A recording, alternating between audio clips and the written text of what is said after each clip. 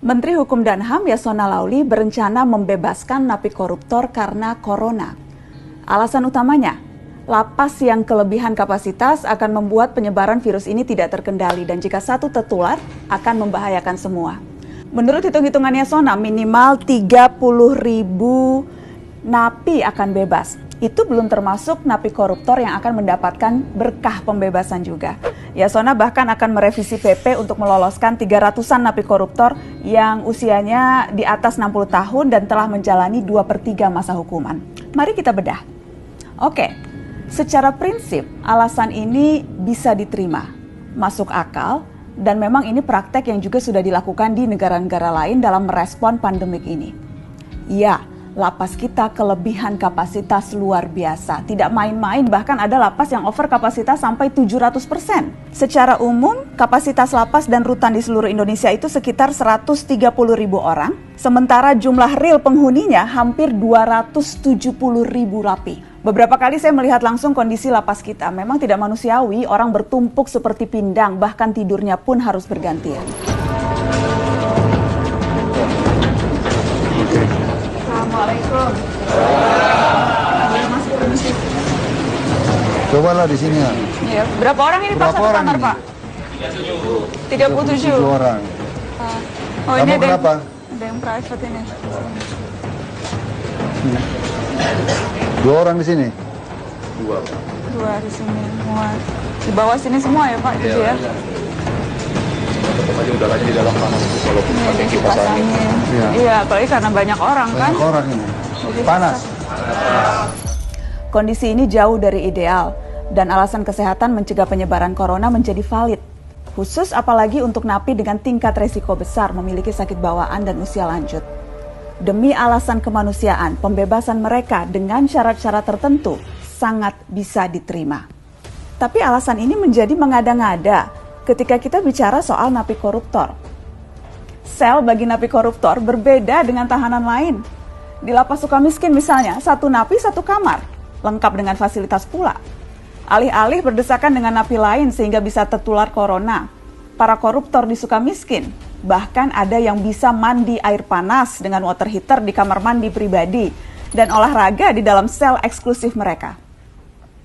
Dan kondisi ini bukan hanya di Lapas Sukamiskin. Sebutlah di Lapas Tanjung Gusta, Sumatera Utara. Sel napi koruptor di sana jauh lebih nyaman.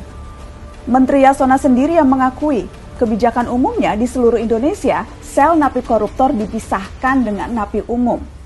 Jadi rata-rata mereka mendapatkan tempat tidur masing-masing dan juga ruangan sel yang masih memadai dibandingkan dengan napi lain. Assalamualaikum. Kita buka sepatu ya. Halo Bapak. Habis ini nonton. Itu soalnya ada TV di sini Pak ya? Iya, tapi di luar, Bu. Jadi bisa nonton. Di luar mana? Kita, Pak, ujung-ujung kita nggak kasih. Oh. Untuk umum. Umum. Kalau di dalam nggak ada, Pak. Oh, nggak boleh. Ini daftar namanya ya Pak? Iya. Ini Ada berapa orang Pak? 19. 19 di dalam sini. Iya. Bang, ayo. Penilaiannya ya terang. Ya. Paksa dibuat tingkat Paksa nih. dibuat ini, ya, karena tidak muat lagi. Jadi 4 di bawah, kemudian 4 di atas, 8, terus di atas sini lagi, di atas itu ya. Itu 2 sudah. Oh, di atas ini 2, ini, sama itu. Tapi berarti 1 orang dapat 1 tempat tidur ya Pak? Karena tadi di sana 1 kamar bisa 40. Ya. 40 orang. Ruangannya mungkin agak beda. Agak besar. Iya, tapi nggak terlalu jauh juga lah mungkin. Besar. Memang mengatur penempatannya itu karena juga agak Karena harus dipisahkan pikor dengan ini ya. Itu harus maksudnya karena memang undang-undangnya atau karena lebih ke kebijakan setiap rutan atau lapas? Iya, pada umumnya kan tipikor dipisahkan sama dengan di Sukamiskin.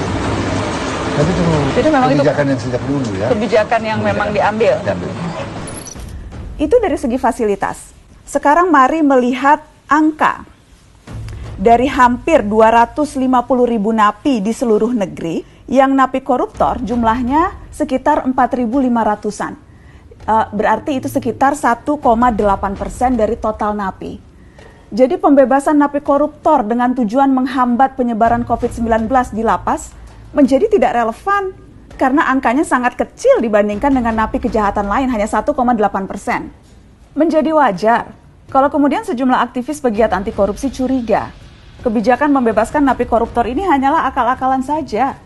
Sudah beberapa kali Kementerian Hukum dan HAM berupaya untuk meringankan hukuman koruptor lewat revisi peraturan perundang-undangan.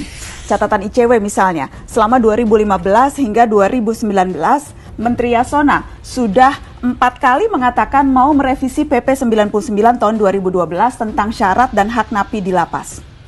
Jadi tidak heran kalau ada yang berpikir bahwa rencana pembebasan napi koruptor ini sekedar memanfaatkan isu COVID-19 untuk memuluskan keinginan lama, mempermudah remisi bagi koruptor.